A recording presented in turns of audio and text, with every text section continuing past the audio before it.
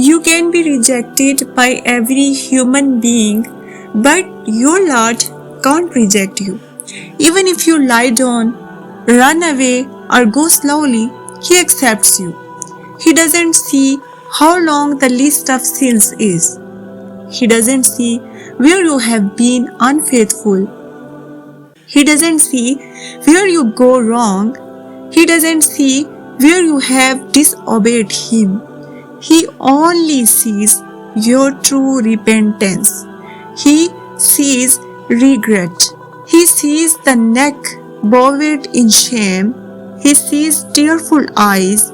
He sees a tear on his eyelid with regret. He has to watch you fall. He sees your yearning. As you confess to Him, He lightens your load. You sit in front of Him and explain yourself. He gives strength. He is Lord. He encompasses all. He is the Lord who never leaves alone.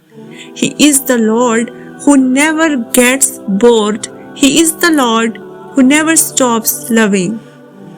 When His servant pleads helplessly from the lost intensity of longing, He just raises His hand and looks at the sky.